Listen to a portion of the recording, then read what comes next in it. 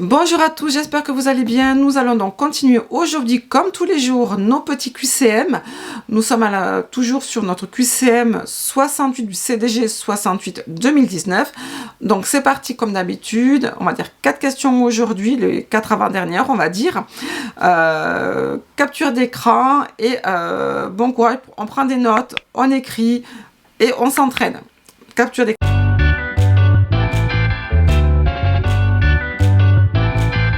Donc c'est parti, on continue. Alors aujourd'hui, question 13. Aujourd'hui, Emma fête son anniversaire à l'école.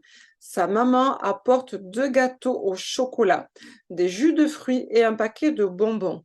Au moment de distribuer un bonbon à chaque enfant, vous remarquez sur l'emballage que ces bonbons sont inadaptés à des enfants de moins de 6 ans. Que faites-vous? A. La maman a donné les bonbons, elle a jugé qu'ils étaient adaptés. Vous distribuez donc un bonbon à chaque enfant. B. Ces bonbons sont dangereux. Hors de question d'en donner aux enfants, vous les jetez à la poubelle. C.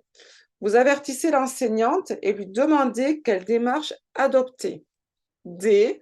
Vous distribuez ces bonbons uniquement aux enfants qui ont 6 ans résolus.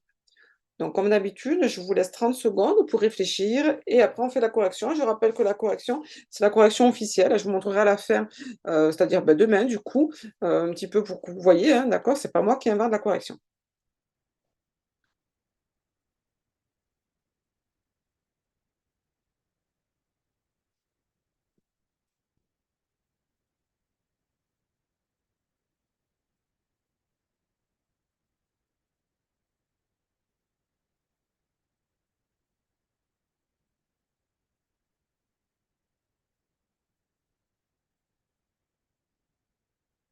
Alors, on reprend. Donc là, on est apparemment en période scolaire. Déjà, on se pose la question, voilà, en quelle période je suis? En période scolaire, hein, c'est la maman qui apporte des gâteaux au chocolat, des fruits. Donc, on voit bien qu'on est dans le côté, on va dire, anniversaire.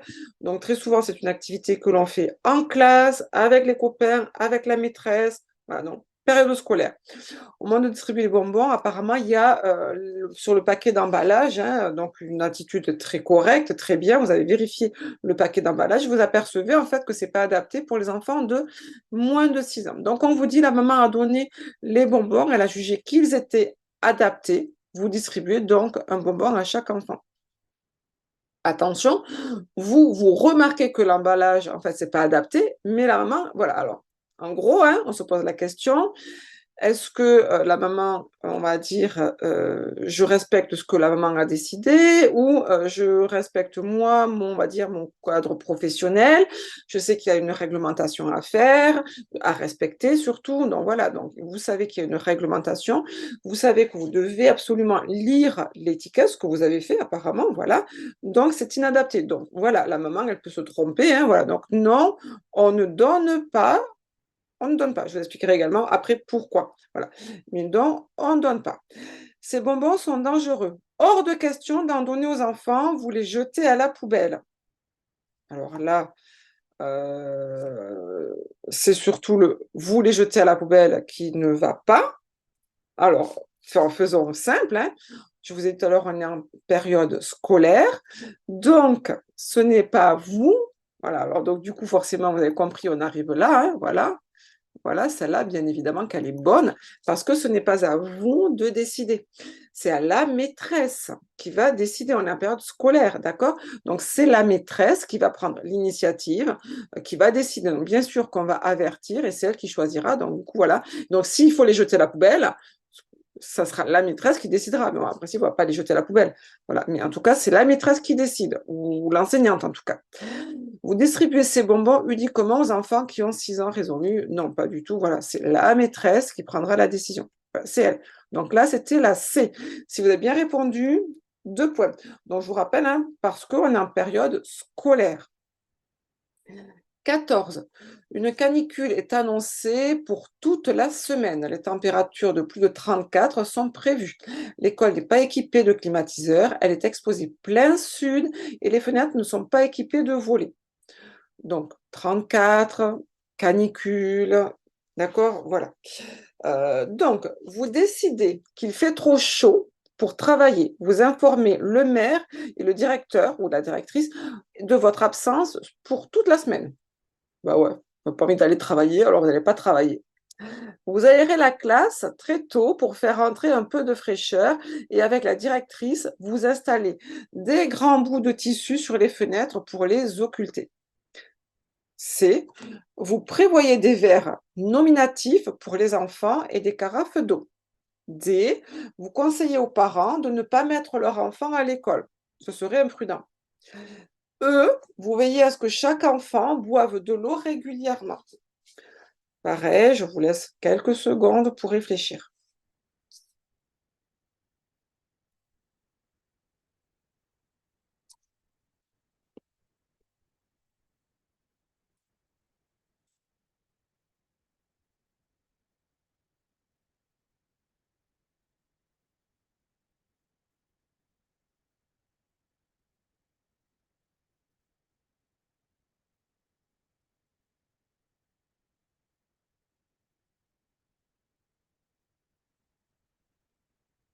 Alors, vous décidez qu'il fait trop chaud pour travailler, puis vous n'allez pas travailler. Ben non, ça, franchement, non, vraiment, c'est un petit peu de la fainéantise, là. Non, c'est pas possible. Ça, c'est pas possible. B, vous aérez la classe très tôt pour faire entrer un peu de fraîcheur. Ça, c'est super. Ça, c'est une bonne initiative. On continue. Attention, parce que vous avez vu, vous avez une phrase assez longue, d'accord? Des fois, il peut y avoir des petits pièges. Des fois, le début de la phrase peut être très bien et la fin de la phrase peut ne pas aller. Donc là, on vous dit, vous aérez la classe très tôt pour faire rentrer un peu de fraîcheur. Ça, c'est super. Et avec la directrice, vous installez des grands bouts de tissu sur les fenêtres pour les occulter. Alors, ça semble super. On se pose par contre la question, est-ce que c'est à la directrice de m'aider? Est-ce que c'est à la directrice de le faire? Est-ce que moi, je ne peux pas le faire toute seule ou voilà, ou est-ce que c'est pas une autre ATSEM qui peut le faire? Voilà. Attention, là, il n'y a aucune interdiction, bien évidemment, que la directrice ou le directeur peut vous aider à occulter les fenêtres. Voilà, il n'y a rien dans son cadre d'emploi, d'autant plus qu'on est dans la sécurité de l'enfant. Là, c'est pour la sécurité de l'enfant et je vous rappelle que c'est le directeur qui est responsable de la sécurité des enfants. Ce n'est pas l'enseignant, ce n'est pas l'ATSEM, c'est le directeur. Donc, du coup, la directrice pour la sécurité des enfants a décidé qu'il fallait occulter. Elle va vous aider à installer. Donc, oui, tout à fait, c'est bien. Ça, c'est valable. Hop là. Voilà. Vous prévoyez des verres nominatifs pour les enfants et des carafes d'eau. Oui, tout à fait. Alors, ça fait un petit peu, par contre, un petit peu effectivement directif. Je sais qu'il y a des candidats qui me disent si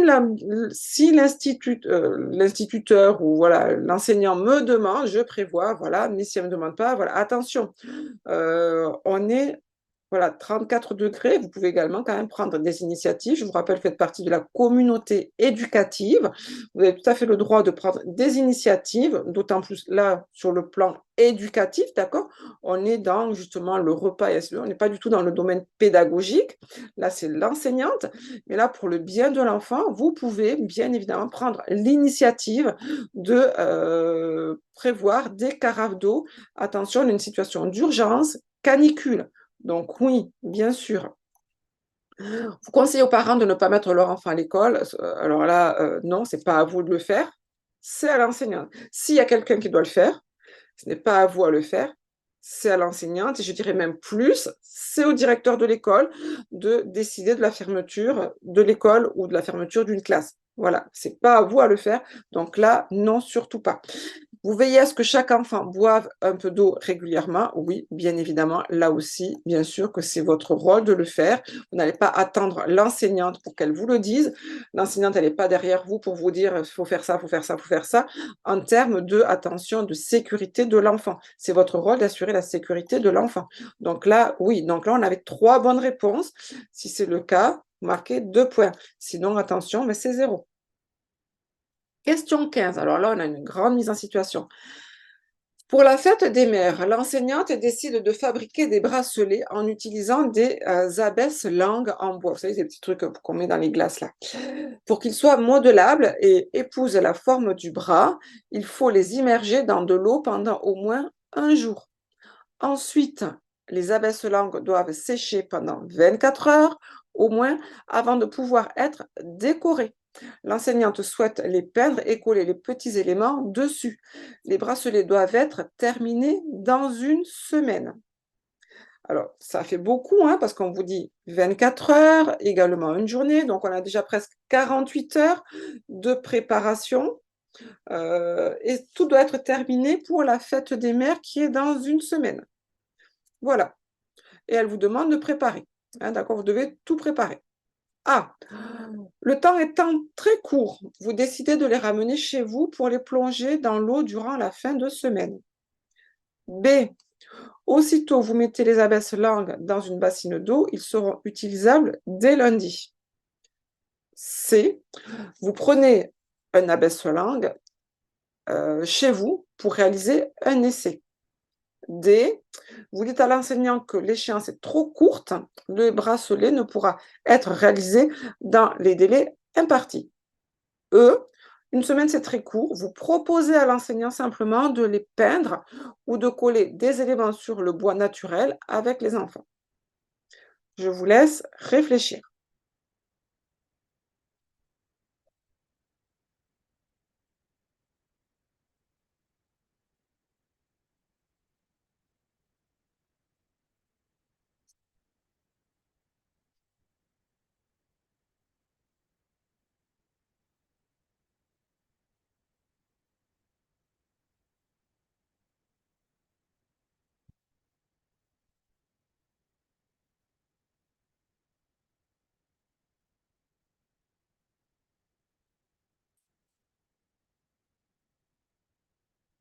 Alors, le temps étant très court, vous décidez de les ramener chez vous. Non, vous n'avez le droit de rien ramener chez vous. Ça fait partie, on va dire, d'une activité de votre fonction à l'école. Une fois chez vous, vous n'avez plus à travailler pour l'école, hein, voilà. Donc non, ça, vous n'avez rien à faire chez vous. Donc du coup, en gros, la A et la C, déjà, elles sont éliminées, hein, d'accord? Donc voilà, ça c'est important. Comprenez bien, on ne fait rien chez soi. Si vous avez fait quelque chose à faire, c'est uniquement à l'école. Alors, donc du coup, il nous en reste 3. On va regarder. Aussitôt, vous mettez les abaisse-langues dans une bassine d'eau, ils seront utilisables dès lundi. Ben là, il n'y a aucune contre-indication, hein. Moi, ça me paraît effectivement très bien. Aussitôt, effectivement, elle vous demande de faire ça. Vous savez que c'est assez long. Apparemment, il va y avoir du coup un week-end, hein, utilisable dès lundi. Ça veut dire que peut-être, voilà, ils vont avoir le temps de sécher justement après, hein. Ils doivent sécher pendant 24 heures. Donc moi, ça va, on le prend. Vous prenez, donc ça on a dit que non, hein, vous dites à l'enseignante que l'échéance est très courte, le bracelet ne pourra être réalisé dans les délais impartis. Ben là, en fait, déjà, c'est un petit peu, vous dites, c'est vous ne proposez pas, vous ne conseillez pas, et ainsi de suite. Et puis après, c'est très, très négatif, ça ne peut pas être réalisé. C'est-à-dire que vous ne lui proposez aucune autre alternative, aucun autre conseil. Attention, hein, vous êtes dans un binôme, bien évidemment qu'il faut dialoguer. Donc le dialogue, bien évidemment. Vous n'êtes pas là non plus, on va dire, comme un objet, vous avez tout à fait le droit en tant qu'ATSEM d'exprimer ce que vous pensez. Bien sûr, tout en respectant, attention, votre hiérarchie, la bienveillance, et ainsi de suite. Mais là, attention, c'est très négatif. Ça ne pourra pas être réalisé, non, je ne vais pas le faire, non, non, pas du tout, non, ça, non. Une semaine, c'est très court. Effectivement, vous proposez à l'enseignant, donc voilà, là, on va proposer de les peindre ou de coller les éléments de bois naturel. Donc là, vous êtes dans la proposition. Elle accepte ou elle n'accepte pas, mais vous proposez. Parce qu'effectivement, ça paraît trop court, ainsi de suite.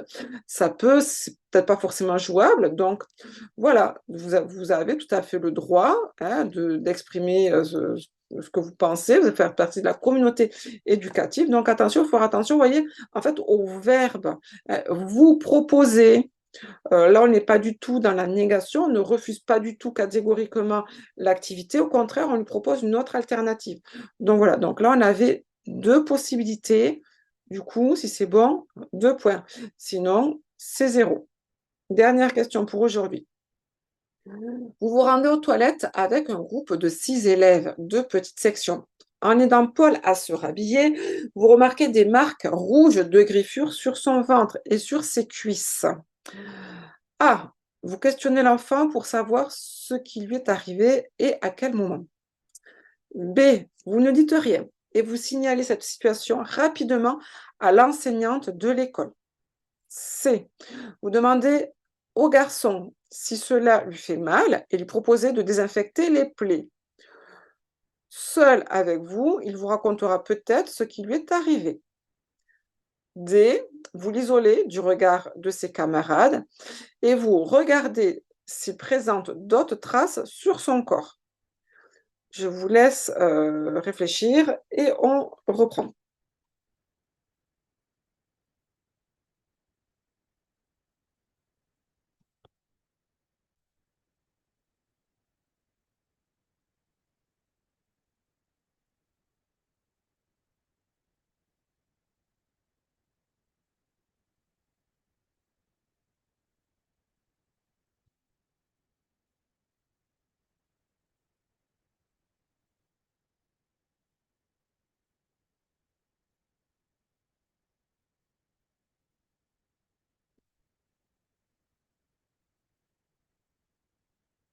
Alors, réponse A plutôt, hein, d'accord? Donc on reprend la situation, hein, c'est très important. On est aux toilettes avec un groupe d'élèves, en les dents se rhabiller, vous remarquez des marques rouges, des griffures sur son ventre et sur ses cuisses.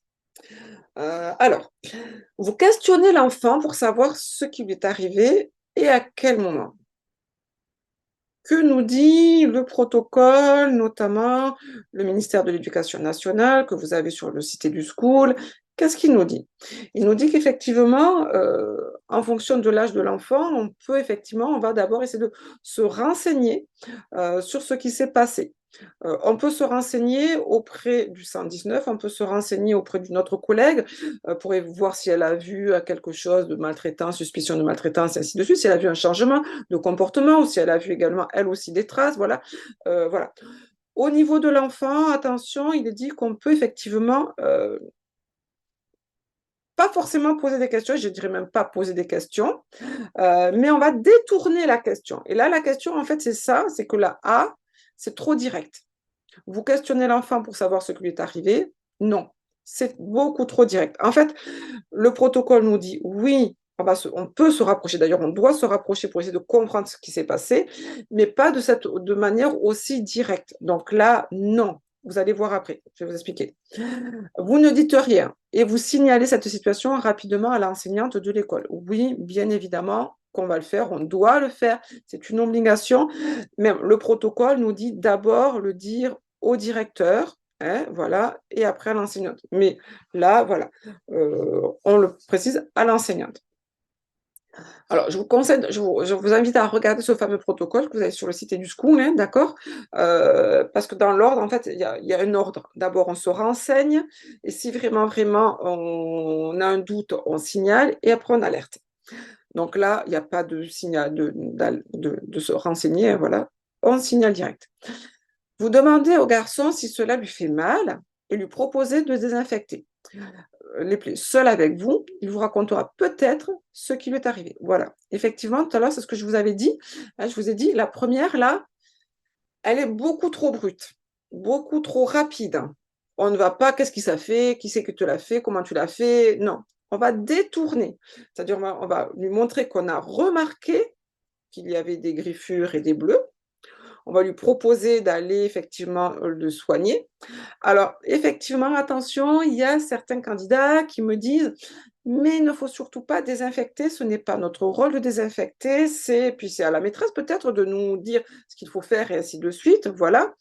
Attention, vous, dans le BO 2000, depuis peu, vous avez justement la possibilité de désinfecter. Alors, certaines écoles l'ont pas encore mis en place, hein, donc peut-être que si vous êtes à TSEM et que vous n'avez pas ce système-là, voilà, c'est du désinfectant sans alcool. Hein, voilà, désinfectant sans alcool, du chlorhexidine.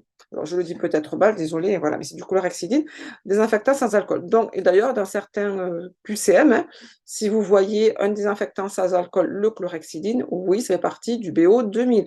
Vous pouvez maintenant l'utiliser. Mais attention, vous voyez, c'est du désinfectant sans alcool. J'insiste bien, sans alcool. Donc là, il ne nous précise pas quel type de désinfectant, donc du coup, on peut effectivement désinfecter. Vous lui proposez de désinfecter, voilà, seul avec vous, il vous racontera peut-être ce qui lui est arrivé. Vous avez, je vous rappelle, un rôle d'aide éducative. Donc là, vous vous rendez aux toilettes, ainsi de suite. Vous pouvez tout à fait, sans avoir l'autorisation de l'enseignante, vous pouvez tout à fait le faire. Voilà. D'autant plus qu'on ne précise pas du tout en quelle, on va dire, situation on est, si on est en scolaire, périscolaire. Donc du coup, c'est possible. Vous l'isolez du regard de ses camarades et vous regardez s'il présente d'autres traces. Non, ça fait un peu inquisition, un peu... voilà, donc non.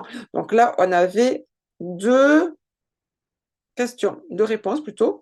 Donc, si c'est bon, 2 points. Sinon, eh ben, désolé, vous marquez 0. Donc, demain, je vous dis à demain pour les 4 dernières questions. D'accord. Voilà, n'hésitez pas à revoir la vidéo, ainsi de suite. Et à très bientôt et à demain.